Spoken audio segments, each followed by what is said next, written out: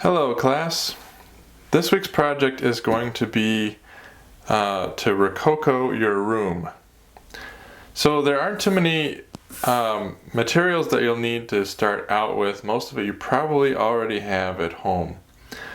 So we're going to start with a photograph of your room. So you need to decide which room you're going to Rococo and then take a photograph of it. You're going to want to take a photograph that includes as much of the room as possible.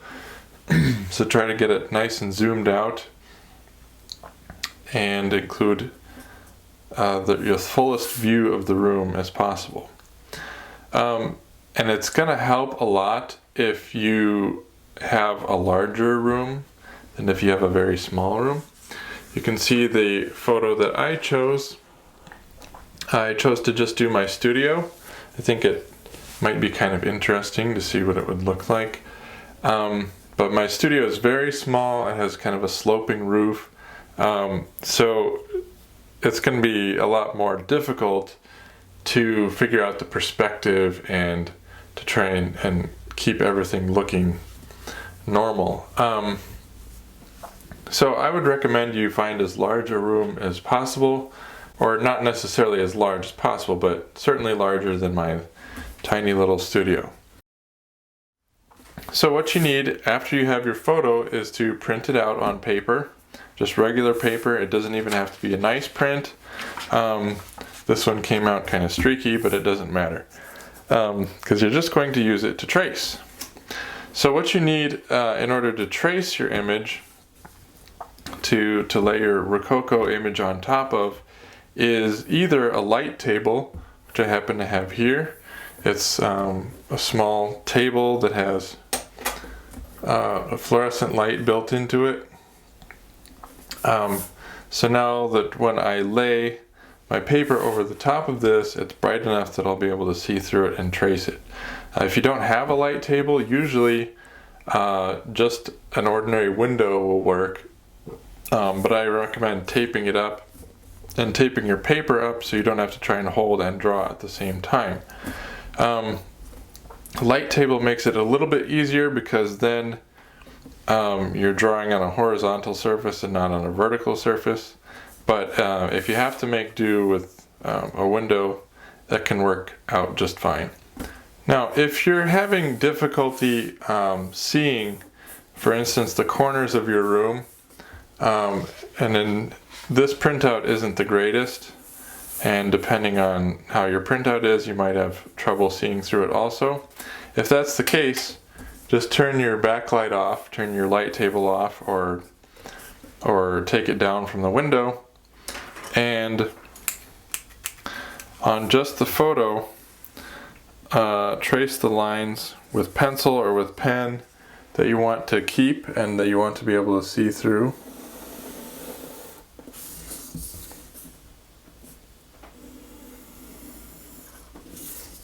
So for instance, if I wanted to see the ceiling lines and where those end up, I could use my pencil here to make these lines stronger.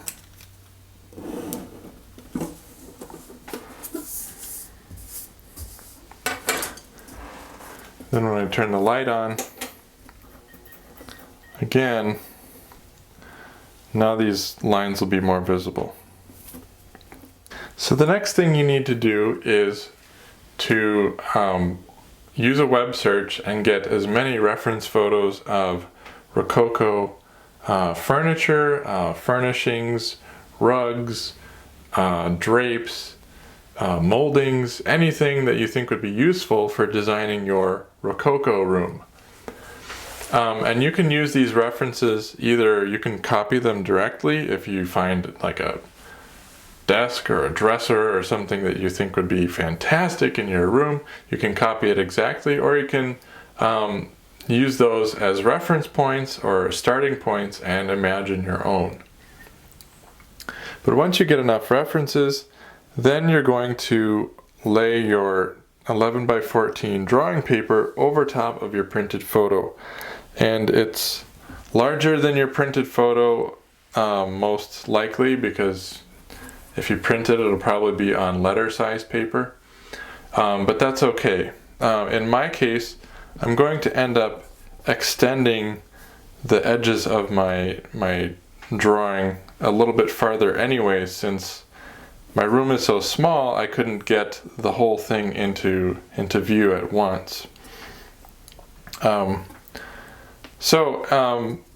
It's okay that your paper is bigger, and you'll just extend it as far as you can or you think you need to, and it's better to have your paper bigger than you need it than to have it too small. Once you have your drawing made on your drawing paper with all of your Rococo furnishings and moldings and everything just the way you want it, then that's the best time probably to upload it to the feedback forum.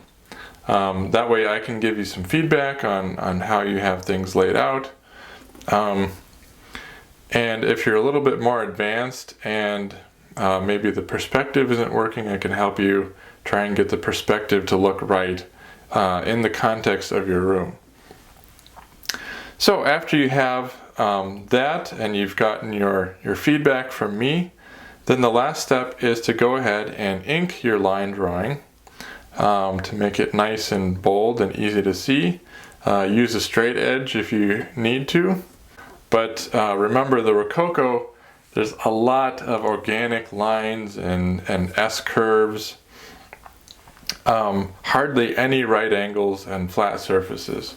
But if you do have any, and I recommend that you use some kind of a straight edge for your final rendering. And once you have the line drawing done, then all you need to do is color it. And I'm going to use colored pencils for mine. Rococo used a lot of pastel colors, light pinks and light powder blues and powder greens and so forth. So colored pencils should work really well to achieve those colors. And we're not looking for anything really fancy. We don't need shading or anything else. So just a basic colored rendering of your line drawing. Once you have your drawing colored, then your project will be ready to submit. So happy designing!